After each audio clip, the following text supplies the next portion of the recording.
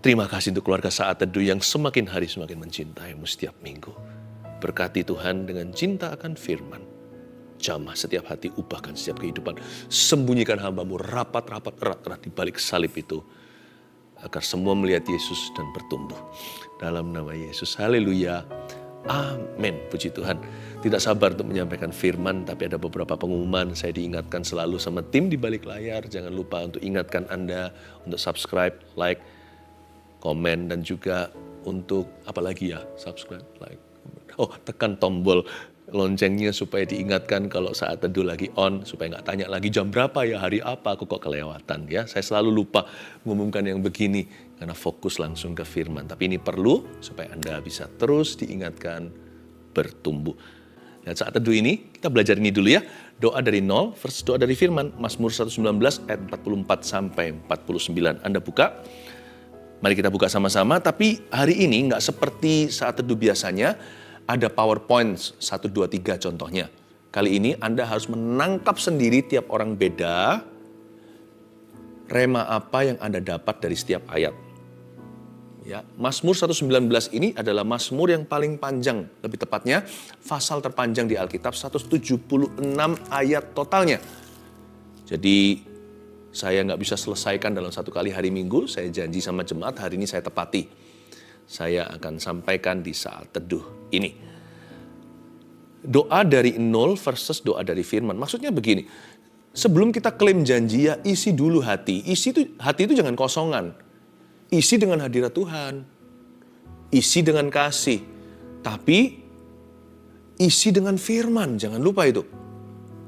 Kalau enggak nanti ya kita itu mau teriak-teriak kayak seperti nabi-nabi Baal. Percuma kalau kita tidak hidup dalam firman-Nya. Kalau firman di dalam kita nggak ngotot sama sekali. Kita tinggal mengembalikan ke Tuhan. Apa yang Tuhan katakan di hidup kita kan gampang dan mudah. Kebanyakan orang itu kan dia harus berusaha. Karena dia datang sama Tuhan kosongan. Kalau kita sudah diisi dengan firman, klaim janji itu gampang. Kita nggak perlu ragu, nggak perlu bimbang, nggak perlu merasa kita yang berkepentingan. Kan Tuhan yang berfirman, kita tinggal ingatkan. Bukan berarti Tuhan lupa atau pikun. Tapi itulah garis hubungan kita dengan Tuhan. Kita harus berdoa dalam firman itu, kita berseru kepada Tuhan. Apa yang Tuhan telah firmankan ke kita. Tuhan ingin kita ingatkan. Bukan karena Tuhan butuh bantuan, tapi karena kita anak-anaknya. Tuhan mau lihat kita percaya sungguh-sungguh pada firman itu. Karena itu kalau doa, jangan hampa hatinya. Nah, kita akan lihat rahasianya hari ini. Kita baca dulu ayat ayat 44. Saya bilang tadi ayat 4 berapa? 44 ya. Gimana kalau saya tambah ayat ya? Ganti. Ayat 41 sampai 49 ya. Saya kasih ayat 41. Sebentar ya, sabar. Kayaknya nggak cukup waktu. Nggak apa-apa, 44 aja dulu ya. 44 sampai 49 aja. Nanti beberapa ayat ini aja sudah habis waktunya Saat Teduh. 44 sampai 49. Nah, kembali rencana semula. Aku hendak berpegang pada Taurat-Mu senantiasa untuk seterusnya dan selamanya. Aku hendak hidup dalam kelegaan sebab aku mencari titah-titah-Mu. Aku hendak berbicara tentang peringatan-peringatan-Mu di hadapan raja-raja dan aku tidak akan mendapat malu. Aku hendak bergemar dalam perintah-perintah-Mu. Yang kucintai itu. Aku menaikkan tanganku kepada perintah-perintah-Mu yang kucintai. Dan aku hendak merenungkan ketetapan-ketetapan-Mu. Ingatlah firman yang Kau katakan kepada hamba-Mu. Oleh karena Engkau telah membuat aku berharap. Ayat 44. Aku hendak berpegang pada Taurat-Mu senantiasa untuk seterusnya dan selama-lamanya. Ini luar biasa. Ternyata pegangan doa itu bukanlah kebutuhan kita. Banyak orang doa kalau dia punya keperluan. Sedia payung sebelum hujan. Alkitab mengatakan dengan jelas, kalau mau berpegang, aku hendak berpegang harus pada Taurat-Mu senantiasa. Sebenarnya Mazmur 119 ini bukan Mazmur firman. Ini Mazmur doa juga. Ini adalah peluru, ini bensin bahan bakarnya. Lah kalau kita doa semata-mata karena kebutuhan, apa yang kita bakar? Jangan-jangan yang kita bakar nanti adalah hati kita. Burn out nanti istilahnya. Banyak orang doa ujungnya seperti sumbu yang pudar nyalanya. Seperti padam dan kecewa. Bahan bakar doa itu harus firman. Aku hendak berpegang pada Tauratmu senantiasa untuk seterusnya dan selamanya. Mazmur 119 ini dahsyat. Ini adalah firman yang mengajari kita untuk cinta pada sisa firman di Alkitab. Ini adalah pasal terpanjang 176 ayat yang ajari kita untuk menghargai semua ayat dari Kejadian sampai Wahyu di Alkitab kita. Bahwa firman itu bukan teori pengetahuan. Firman itu hubungan dengan Tuhan. Apalagi hubungan doa kita kepada Tuhan. Firman itu nadi atau denyut doa kita. Jadi kalau kita hampa firman, tidak ada kuasa doa. Sebaliknya kalau kita nggak berdoa, kita nggak akan mengerti firman. Makanya sebelum kita baca firman, saya lakukan hingga hari ini loh. Udah 30 tahun kenal Yesus, sebelum saya baca Alkitab waktu saat teduh pribadi, saya selalu menundukkan kepala, pejamkan mata dan berkata, Roh Kudus, sinari hatiku dengan firman-Mu. Bantu aku untuk mengerti dan bertumbuh. Saya selalu minta Tuhan singkapkan firman itu, karena saya nggak boleh bergantung pada hikmat manusia atau pada hemat saya. Saya nggak boleh percaya pada diri sendiri. Saya harus minta tuntunan ilahi. Kalau kita nggak doa dulu, biasanya nggak dapat sesuatu dari firman itu. Kita hanya dengar, apa itu? Karena firmannya bisa kita baca. Maksudnya ayatnya bisa kita baca. Tapi firmannya bisa tersembunyi terhadap orang yang degil hati. Seperti ada selaput di mata rohani. Tapi kalau kita sungguh-sungguh menghampiri Tuhan karena haus dan lapar, kita bisa melihat sesuatu keajaiban dalam firman-firman itu. Seperti mata rohani kita disingkapkan. Bukan berarti ada arti tersembunyi atau arti yang lain. Jangan keluar konteksnya waktu baca ayat-ayat ini. Tetapi ada sesuatu yang berupa instruksi dan aplikasi. Sesuatu yang mengena. Seperti ada rema, R-H-E-M-A. Seperti Tuhan bicara directly kepada kita. Itu dia. Itulah sebabnya jangan biasakan kalau kita datang ibadah nih di gereja contohnya, dipas-pasin sebelum firman, gak usah ikut pujian. Kalau hati gak mengagungkan, mata gak kelihatan, telinga pun tuli mendengar. Sebab firman, iman timbul dari pendengaran. Bukan baca Alkitab semata-mata, tapi mendengar firman Kristus di dalamnya. Jangan datangnya dipaskan pada waktu firman. Ikuti pujian. Tapi sebaliknya, setelah kita dapat firman, jangan jadi orang Farisi, ahli Taurat, sok rohani, sok tahu, sok ngerti. Tujuannya adalah supaya kita berdoa dan berbuah. Setelah dapat firman itu bahan bakar. Dibakar itu, bukan dibakar Alkitabnya. Firman di dalam itu loh. Harus berapi-api untuk Tuhan. Harus dibakar jadi sesuatu. Firman itu harus menjadi daging, Yohanes pasal 1. Firman itu harus jadi perbuatan. Jadi pelaku, kata Yakobus, bukan jadi pendengar saja. Setelah kita dengar firman, kita catat. Saya suka catat di Alkitab saya, tapi juga di catatan di HP juga bisa. Anda catat di gadget Anda. Setelah dicatat itu dilakukan, dipraktekkan, diaplikasikan. Tapi bukan hanya itu. Dari semua praktek firman Anda, pastikan dipraktekkan dalam hidup doamu. Anda akan melihat kuasa doa. Anda akan melihat kuasa Allah bekerja. Anda akan melihat urapan yang baru. Akan terjadi terobosan, akan terjadi penggenapan, akan terjadi penyertaan, akan terjadi pembelaan, akan berbuah-buah lebat pohon kehidupanmu. Pakai firman itu untuk berdoa. Aku hendak berpegang pada Tauratmu senantiasa. Ternyata pegangan doa itu bukan kebutuhan, tapi firman, sedia payung sebelum hujan. Ayo, orang berdoa kalau dia butuh kan? Orang berdoa kalau dia perlu. Saya nggak mau beranjak dari situ. Itu transitnya, kebutuhan keperluan itu mendekatkan. Keperluan bahkan keinginan harus mendekatkan kita pada Tuhan. Tapi port of embarkation, kalau kita tulis dulu, ya, formulir imigrasi, kalau kita ke luar negeri, airport terakhir atau pelabuhan mana, dari pelabuhan Anda terbang dari pelabuhan yang mana, Anda harus tulis di situ, ya kan? Kalau seumpamanya di Jakarta, maka Soekarno-Hatta. Tapi kalau di Surabaya, Juanda. Kalau di kota Anda sebut, tulis di situ. Airportnya namanya apa? Airport saya, pelabuhan, dari situ saya take off doa. Itu bukan tergantung kebutuhan. Nanti kalau saya punya kebutuhan, saya doanya banyak. Kebutuhan saya terpenuhi, saya nggak doa lagi. Kalau keperluan saya big size, XL, maka doa saya menggebu-gebu. Tapi kalau nanti keperluan saya S atau small, mungkin hanya medium size, saya mulai setengah-setengah atau separuh-separuh. Nggak bisa. Saya ada butuh atau nggak ada butuh, ada nggak ada perlu, saya doa karena firman Tuhan membuat saya berdoa. Itu dia. Aku hendak berpegang pada Tauratmu senantiasa. Untuk seterusnya dan selamanya, firman ini mencegah kita untuk backslide atau murtad. Untuk seterusnya dan selama-lamanya. Justru kalau kita secara rohani sudah ada di depan, larilah lebih kencang, jangan malas-malasan. Firman Tuhan itu memicu. Dia memicu kita untuk maju.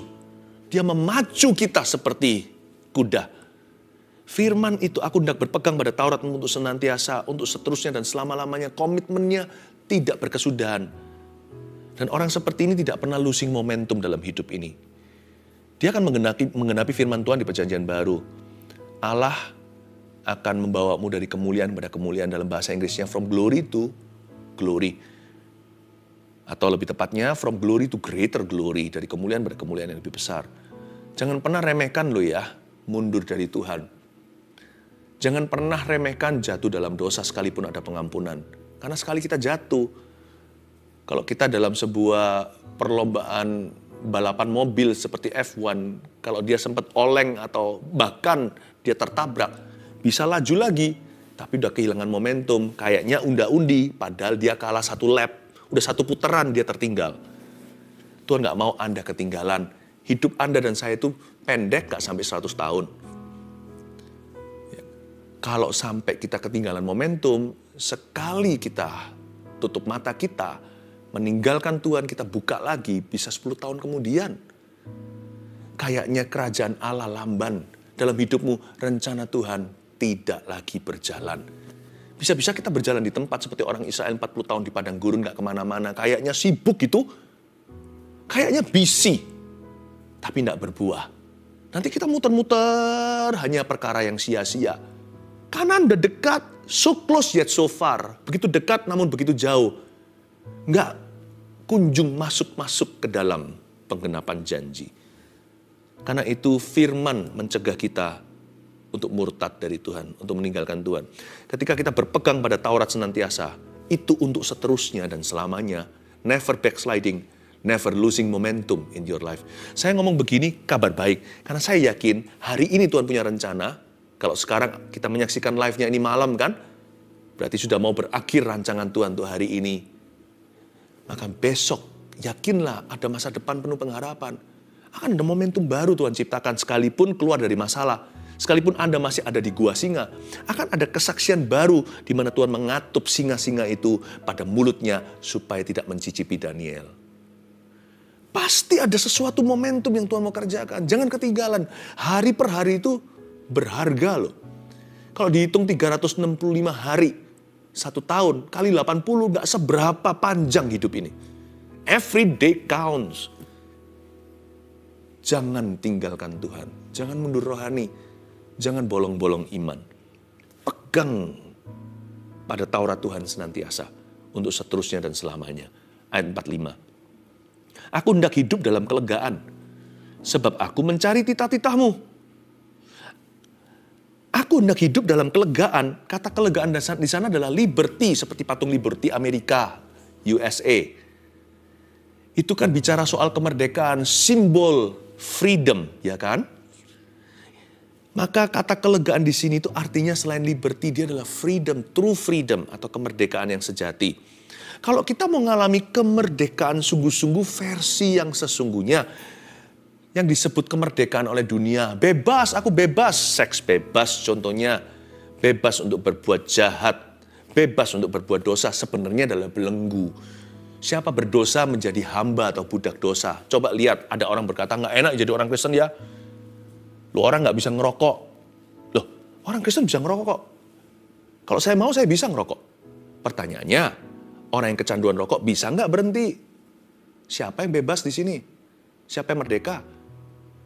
Kita anak-anak Tuhan mau jatuh dalam dosa? Bisa, kita nggak mau. Karena hidup kita terlalu berharga. Dan lebih berharga Tuhan Yesus dan darahnya yang membasuh hidup ini. Saya nggak mau sia-siakan kasih karunia. Tapi mereka disuruh nggak berdosa, nggak bisa. Ya kan? Berzina siapa nggak mampu. Asal mau, ada kemauan, ada jalan. Tapi saya nggak mau. Kita nggak mau membuang hidup kita ke selokan. Kita sudah ada di jalan raya Tuhan. Rancangan damai sejahtera, masa depan penuh pengharapan. Saya nggak butuh yang beginian. Tapi mereka untuk berhenti nggak bisa. Kemerdekaan menurut versi dunia itu belenggu. Tapi kemerdekaan atau alias kelegaan versi ayat 45 Mazmur 119, inilah kemerdekaan kebebasan sejati.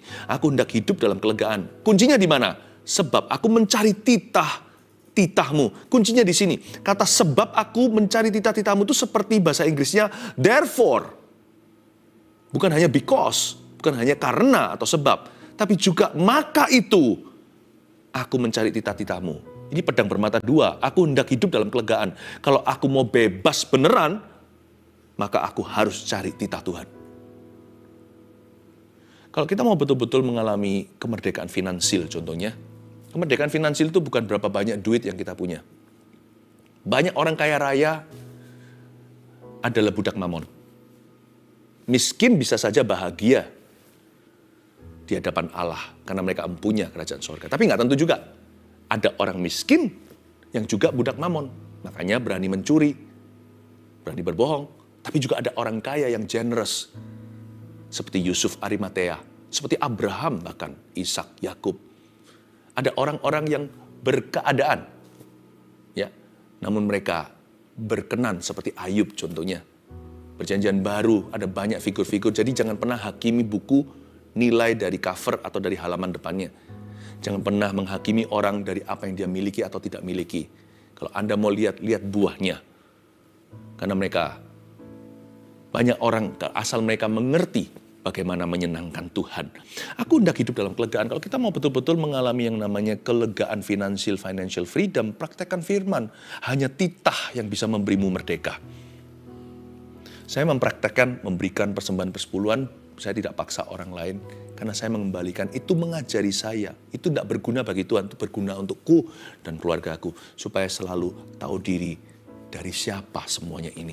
Saya mempraktekkan dalam keuangan memberi. Karena ada ayat di Amsal berkata, ada orang yang menghambur harta, bukan sia-sia atau foya-foya, tapi memberi dan menabur serta berbuat kasih. Mereka tambah memperoleh banyak. Tapi ada orang yang pelit dan kikir, tambah sedikit yang dimiliki. Saya mempraktekkan careful giving.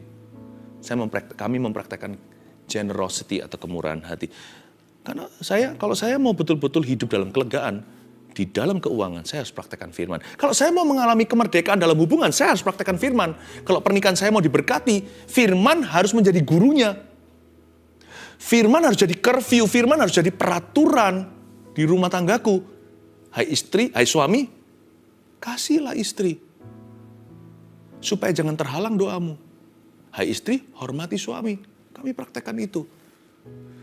Hai ayah, jangan bangkitkan amarah dalam diri anak-anakmu. Papa yang harus the first one to say I'm sorry. Nggak gampang karena dalam nama gengsi, ego kita itu loh sejagat raya sebagai pria. Tapi sebagai papa harus merendahkan hati, wong jadi imamnya. Anak-anak patuh pada orang tuanya. Jangan kasar sama pembantu rumah tangga atau staf karyawannya. Karena kita juga punya Allah. Kita juga punya majikan di atas yang kita sebut Tuhan, yaitu Tuhan. Hai kalau kita mau kerjaan kita diberkati juga, mau mengalami kelegaan secara profesi. Hai hamba, tunduklah pada Tuhanmu, termasuk yang beringas, apalagi yang takut akan Tuhan. Jangan hanya melakukan apa yang baik ketika mereka nggak melihatnya. Justru ketika tidak ada sepasang mata yang cek dan recheck, jadilah hamba Tuhan di tempat tersembunyi, maka Tuhan akan broadcast nanti Anda. Nilai Anda itu loh, kualitas Anda itu semua orang akan tahu sebagai reputasi yang lebih berharga daripada emas, perak, dan permata. Anda tidak pernah bangkrut percaya. Bisa bangkrut harta pun cepat lambat dapat pekerjaan lagi. Kalau Anda punya reputasi. Coba, kalau kita praktekkan ini, kita akan dapat liberty. Aku hendak hidup dalam kelegaan.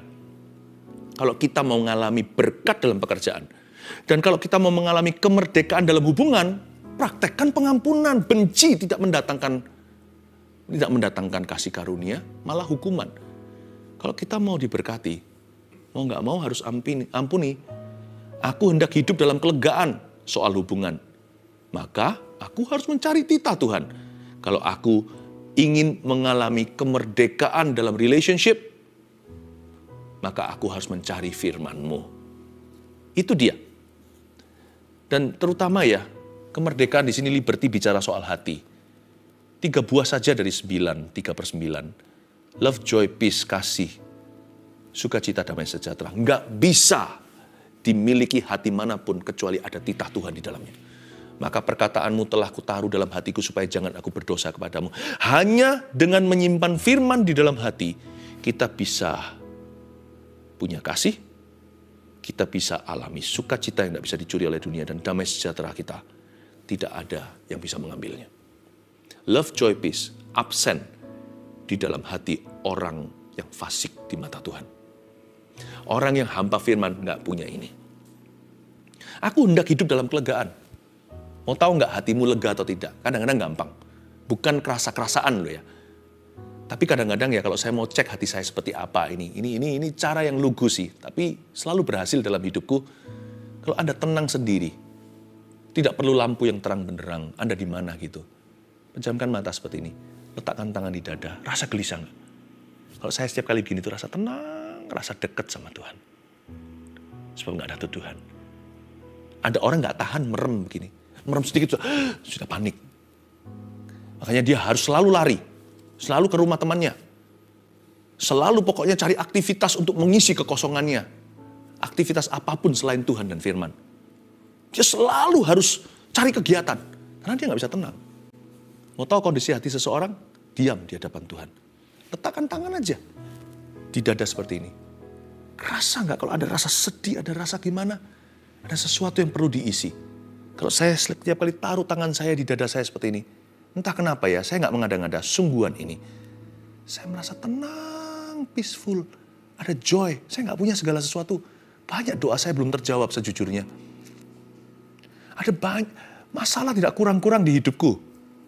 Kalau Anda kurang mau saya bagikan, saya nggak keberatan berbagi masalah dengan Anda. Tapi saya tahu setiap orang punya masalah. Saya taruh di dada saya itu, nggak tahu ya. Saya nggak perlu melihat ke belakang, saya nggak rindu masa lalu. Saya nggak perlu ke depan, jika kalau aku punya ini, kalau aku punya itu. Saya nggak ada looking forward ke depan apa-apa kecuali visi Tuhan di hidup ini. Saya nggak ada begini loh, nanti ya kalau aku, maka aku bahagia. Kalau aku punya, maka aku bahagia. Kalau sudah begini, maka aku bisa happy. Nggak ada tuh. Right here, kalau Tuhan panggil saya hari ini. Saya siap ketemu Tuhan. Sekarang Tuhan panggil saya siap ketemu sama Tuhan Yesus. So saya tahu saya tidak pulang tangan hampa. Tapi jangan dulu. Masih terus perlu sama-sama saat itu. Apakah ada love, joy, peace in your heart? Kalau nggak ada mungkin perlu reroute. Mungkin atur lagi tuh rutenya salah. Selama ini rutenya bukan ke arah firman soalnya. Tapi ke arah melanggarnya. Atau bukan melanggarnya, menawarnya. Bukan ke arah firman, tapi lebih kepada filsafat dunia. Atau pengertianmu sendiri. Banyak orang itu hidup dalam pikirannya. Bukan dalam pikiran Allah, dalam pikiran manusia, bukan dalam firman Tuhan. Itu kesalahan. Sayang ya, udah jadi anak Tuhan, orang Kristen nih ceritanya. Tapi gak bisa nikmati love, joy, peace. Kok kalah sama orang dunia? Itu sama dengan sudah beli kulkas, nggak pernah kita dinginkan. Itu sama dengan punya asuransi bisa diklaim nih. Itu udah haknya, pasti keluar. Tapi dibayar sendiri. Gimana sih jadi anak Tuhan orang Kristen kok nggak ada love, joy, peace itu gimana? Jangan-jangan bukan karena Tuhan gagal memberikannya. Tapi Anda lupa di mana menaruhnya. Kalau hati dan pikiranmu ditaruh pada dirimu, kalau Anda menaruh dirimu pada pikiranmu, bukan pada firman, ya makanya nggak ada damai sejahtera, nggak ada sukacita, nggak ada kasih. Ya, ayat yang berikutnya. Ayat 46, aku hendak berbicara tentang peringatan-peringatanmu di hadapan raja-raja dan aku tidak akan mendapat malu. Ini adalah suatu ayat yang misterius kalau saya baca ya. Kalau aku berbicara tentang peringatanmu, berarti orang ini terus mengakui firman di mulutnya. Ini yang disebut confession of faith. Maka di hadapan raja-raja dan aku tidak akan mendapat malu. Orang yang terus hidup dalam firman Tuhan, ada janji Tuhan, orang itu akan dibawa ke orang-orang besar. Orang itu akan dibawa ke orang-orang hebat, bahkan ke orang-orang jahat. Jangan takut dulu, ke orang jahat bukan supaya mereka jahatin you. Dibawa ke orang jahat supaya jadi kesaksian untuk mereka. Dibawa ke orang besar, orang gede nih, orang berpengaruh, the proudest among men, orang-orang yang paling sombong kali. Tuhan akan pakai hidupmu untuk merendahkan hati mereka. Dan menjadi kesaksian dalam hidup mereka. Jangan takut, Tuhan akan membiarkan mereka berbuat jahat. Tapi Anda akan dipakai jadi kesaksian. Ada janji di sini. Orang yang punya firman itu berkuasa. Who is the most powerful people on earth? Siapa orang yang paling berkuasa di dunia ini yang punya firman? Udah itu aja. Yang gak punya firman itu semu. Kuasa apapun itu sebentar lagi melayang. Ayat 47. Aku hendak bergemar dalam perintah-perintahmu yang kucintai itu. Nah, bergemar dalam firman gimana caranya ya? Ada orang yang tanya sama saya, Pastor Philip pernah jenuh nggak? Saya bilang, enggak. Tapi andai kata saya pernah jenuh, begini. Kadang-kadang kita memang perlu memaksa diri untuk membaca Alkitab. Jangan merasa bersalah. Ada orang bertanya, kalau memaksa gitu kan nggak jujur. Itu berarti kan dibuat-buat. Lah kalau kita hidup dari perasaan, ya iya. Berarti kita nggak jujur. Tapi kalau kita hidup dari iman, perasaan harus nurut dong. Aku hendak bergemar dalam perintah-perintahmu. Kalau bergemar aja kenapa pakai kata hendak? Aku hendak. Berarti ada kemauan. Ini bukan perasaan. Aku hendak bergemar. Hatinya bergemar, dia senang. Seperti orang punya hobi gitu, bahkan kecanduan. Orang ini mau bergemar aja kok pakai hendak. Aku hendak bergemar dalam perintah-perintahmu, lalu ditambahi yang kucintai. Ini kayak bahasa Inggrisnya kira-kira gini. I will, that I love. I will rejoice. Saya akan bergemar, untuk yang kucintai. Ini seperti gini ya. Saya cinta anak saya. Istri saya dan saya, kami diberikan 3 anak yang lovely. Masing-masing pernah melalui jalur baby. Oh percayalah, kami pekerja keras kalau pulang ke rumah capek setengah mati. Nah malam harinya, kalau anak minta susu, bangun pukul 3 pagi, gitu. Atau diapernya basah, celananya basah gitu. Saya dan istri saya pasti giliran memaksa diri keluar dari ranjang, apalagi kalau letih sekali. Gak peduli jam berapa, kalau Anda tanya apakah saya suka? Enggak. Siapa suka dibangunkan di tengah malam? Apalagi kalau sudah nyenyak. Tapi saya paksa diri, iya. Tapi saya memaksa diri dan istri saya, kami memaksa diri untuk seseorang yang kami cinta. Kadang-kadang gak kepingin baca Alkitab, tetap saya baca. Aduh jenuh mungkin, tetap renungkan. Karena saya tahu untuk siapa saya lakukan. Karena saya memaksa diri untuk berdoa, sembahyang, untuk puasa mungkin, untuk baca firman, untuk melayani semua untuk seorang pribadi dengan S huruf besar dan P huruf besar, pribadi yang ku cintai. Atau lebih tepatnya, yang mencintai aku. Wah, kalau untuk papa mama orang tua, sekalipun sudah tua, usianya sudah lanjut, sudah senja. Mungkin kita sedang lagi nikmat dengan teman-teman, kita sedang have fun. Lalu kalau ditelepon, orang tua lagi gak enak badan, kita pulang. Kita tetap ayomi mereka. Why? Because they love us. Mereka berjasa. Apalagi Tuhan yang memberikan kehidupan dan menebus kita dengan darahnya. Jadi jangan berkata, aku bosan Pastor Philip baca Alkitab. Bosan gak? Bosan baca. Kan Tuhan mencintaimu. Kan Anda mengasihi dia. Yang 48. Aku menaikkan tanganku kepada perintah-perintahmu yang kucintai, dan aku hendak merenungkan ketetapan-ketetapanmu. Kadang di gereja ketika ibadah, jarang sekali tapi ada waktunya waktu saya nggak berkhotbah, senang sekali bisa mendengarkan khotbah pendeta. pembicara hari itu, hari Minggu, saya duduk di situ. Setiap kali ada sesuatu yang meremah dalam hati saya tahu Tuhan berbicara ke jiwa saya. Saya bahkan angkat tangan loh. Bukan cari perhatian. Saya bilang, amin. Amin. Itu adalah cara saya untuk mengekspresikan cinta saya akan firman. Kenapa Alkitab seringkali tidak direnungkan? Karena nggak dicintai. Kenapa firman Tuhan jarang dibaca? Karena Alkitabnya di mana aja kita kadang-kadang lupa. Saya praktekkan dulu hal yang fisik sebelum yang rohani. Kalau sama yang kelihatan nggak bisa sayang, apalagi sama yang nggak kelihatan. Tuhan sendiri berkata, mana bisa kamu mengasihi sesama? Mengasihi aku, mengasihi sesamamu aja kamu nggak mau. Saya jaga Alkitab saya kasih cover Alkitab ini, saya catat, saya bersihkan, saya rapikan, saya taruh di mana. Kalau saya bepergian keluar kota mana, Alkitab saya ini bahkan ada di tas yang saya bawa, teng-teng tangan. Karena saya nggak bisa mencintai dengan Alkitabnya, saya nggak bisa cinta firman di dalamnya. Kalau saya nggak bisa ekspresi, amin atau apa, nggak perlulah. Kalau di gereja apalagi yang nggak biasa untuk ekspresi. Kalau Anda tidak berani untuk agresif berkata, that word is for me. Kemungkinan firman itu juga nggak akan jadi aplikasi atau jadi kuasa dalam hidupmu. Saya seringkali angkat tangan dan berkata, amin. Jadi nggak apa-apa pas saat teduh gitu di sebelah situ. Amin aja. Saya nggak dengar, Anda mendengarnya. Ayat yang terakhir, ayat 49, dengan ini saya selesai. Ingatlah firman yang kau katakan kepada hambamu, oleh karena engkau telah membuat aku berharap. I love this. Tuhan, ingatlah firman yang kau katakan kepada hambamu, bukan karena Tuhan maha lupa. Tuhan tidak pikun. Tapi ini yang saya sebut tadi di awal-awal khotbah. Ini jalur hubungan kita dengan Tuhan. Garis bawahi. Tuhan itu tidak pelupa. Dia tidak pernah terlelap, bahkan penjagaku tidak pernah tertidur. Tapi Tuhan ingin melihat anak-anaknya itu serius dengan firman-Nya. Tuhan ingin lihat hati kita percaya. Karena kalau nggak percaya, buyar, sudah bubar yang namanya hubungan dengan Tuhan. Hubungan kita berdasarkan percaya soalnya.